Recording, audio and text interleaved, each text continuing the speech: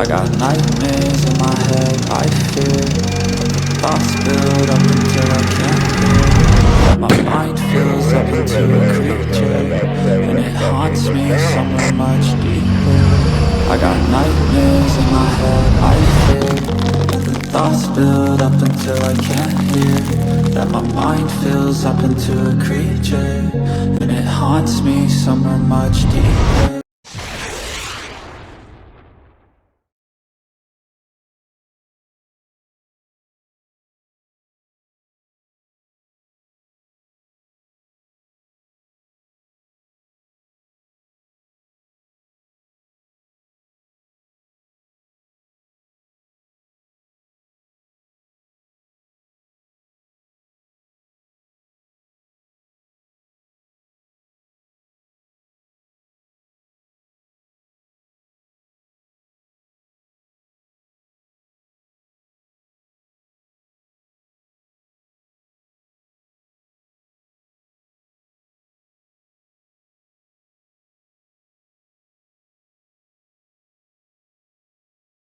Again, Ms. Armstrong, I need to have you rise again so I can do the official sentencing. In accordance with the verdict that the jury has rendered, this court hereby sentences you to 90 years in the Texas Department of Criminal Justice and the $10,000 fine as imposed by the jury.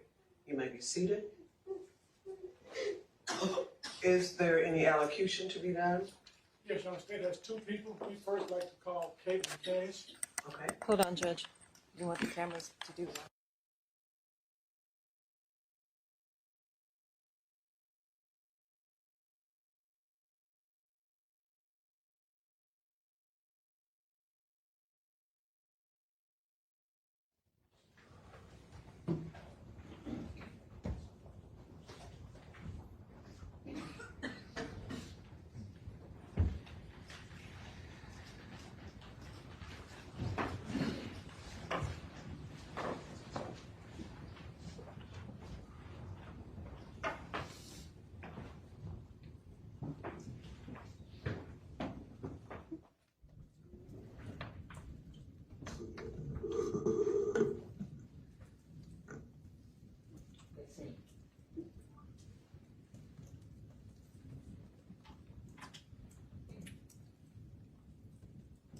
Then start.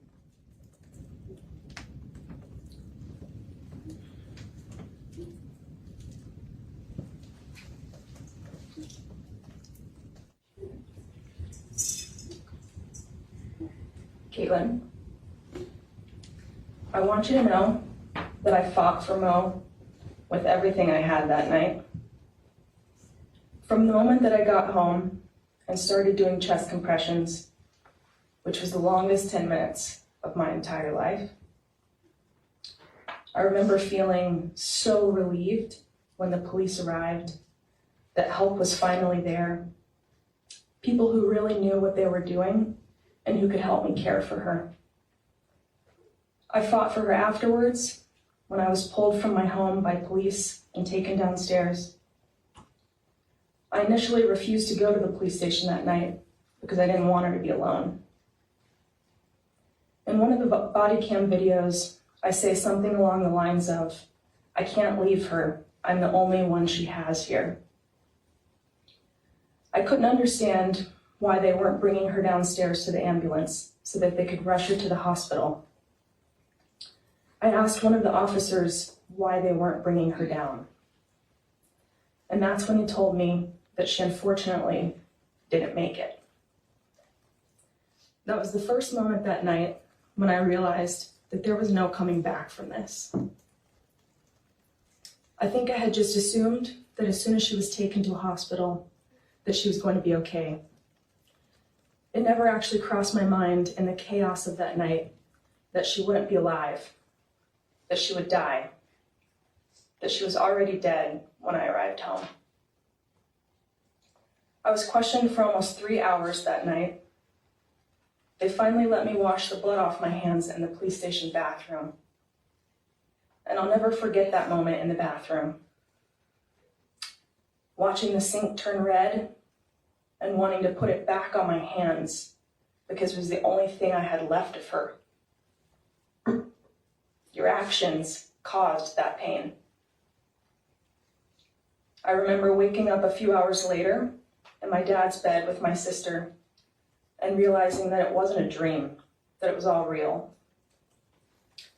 I'd asked the detective over and over again the previous night when and how they were going to notify Mo's family.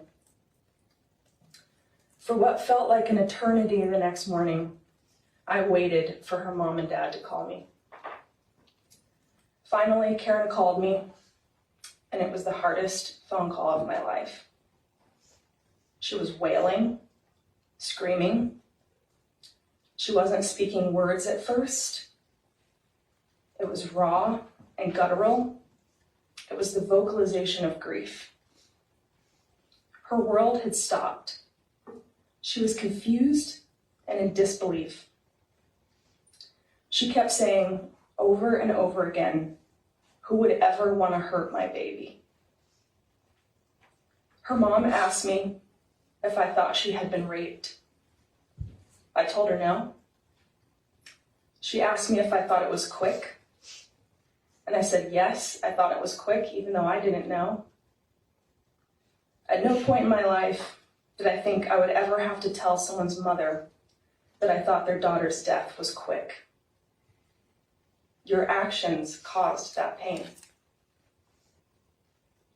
I've watched Karen sink to the floor in her kitchen because she was sobbing so hard and could no longer stand. I've watched her experience her first Mother's Day without her daughter, surrounded by wildflowers and her children's friends. I've watched her put lights and pumpkins on Mo's gravesite. I've watched her ride her bike and pedal harder because that's what Mo would have wanted. I've watched her in the darkest days not be able to get out of bed because she had nothing left. I watched her grieve for her daughter, who she will never get to see grow up anymore, get married, skyrocket in her career, inspire others further, have children. I've seen her open her heart to others through this loss and share her vulnerability and deep well of wisdom. I've seen her sit in this courtroom every single day with her head held high and bear witness to what happened to her incredible daughter. I sat with her as she visited my house for the first time and laid on the floor of the bathroom in a fetal position, stroking the ground, sobbing and crying out loud about how much she missed her. She turned onto her back and laid right where Mo had laid and taken her final breath. And my God, does Karen and Mo look exactly alike? I've watched her become friends with all of my friends and celebrate their accomplishments and my own. I've watched her continue to be the best mother, even though I can't imagine how painful the days must feel. I've watched her smile and laugh and still somehow find joy in life. I've witnessed her strength through this all, and I've been inspired by her daily in this slog that we've called life recently. It has been exhausting showing up every day here in court, listening, watching, reliving every moment from so many different angles. It feels so real all over again. I go home every night to my house after watching video after video of it all day here, and there's Mo's ashes sitting on my bedside table waiting for me. I'm struck by how much this has affected so many people. I've watched your parents in court every day, not once smiling or interacting with anyone, just waiting to see what happens to their daughter. I've watched my own dad struggle to look at the videos and the audio throughout the trial. I've seen Colin take the stand, unable to even sit fully upright as he answered question after question about the innermost pieces of his life, a man whose life has also been turned upside down by this tragedy. The ripple effect is almost incomprehensible. It's also unbelievably sad and painful any way you look at it. So many people in this room have lost so much. It's incredibly difficult to understand someone's life, how they lived, what they meant to others. Words feel completely inadequate right now, and they probably always will. How do you distill a life? The more I think on that question, the more I have to look at those people around me that were impacted so deeply by Mo. I'll forever be honored to have known her, to have held her as a close friend, both in life and in death. And I'll have to continue seeking out ways to honor her legacy. We have to live bigger, more fully, with more vulnerability and open hearts for her. That's what she would have wanted. I want to be riding bikes with Mo, cooking new recipes, waking up on Christmas morning together, plotting new businesses with her, growing older and hopefully wiser, and building and creating what we want in this life together. Instead, her ashes are in the ground in Vermont. I'm putting in the work right now to process it all and continue healing. I'm trying to open my heart even more and just let it all wash over me. I still feel so many things. Guilt for not protecting Mo, for not coming home sooner. I'm angry at you, at the utter tragic nature, at the senselessness, at not being able to hear Mo's voice again. I feel deep sadness for the road ahead that Mo's family must continue to walk. Deep sadness for Matt, for now being an only child. And deep sadness for you and for your family. Mo once said, if we're not willing to risk catastrophic failure, we're probably not dreaming, living, or loving the right way. I'm going to read that one more time. If we're not willing to risk catastrophic failure, we're probably not dreaming, living, or loving the right way. That is profound. That is powerful. That is Mo. She was not afraid to break things to make them better. That's what she's doing to each of us. She's breaking us down and teaching us how to rebuild the world around us in a deeper, more meaningful way. And for that, we have to be grateful.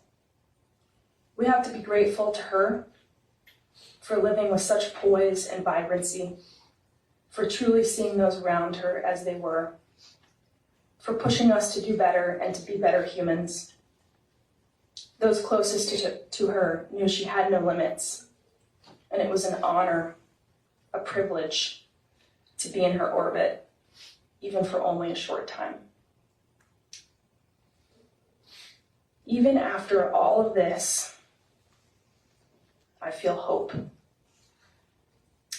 I hope that I can live a life that she would be proud of, and I'll carry her with me each day. I choose light, I choose joy, and I choose love. And Caitlin, I really hope that you can find that too.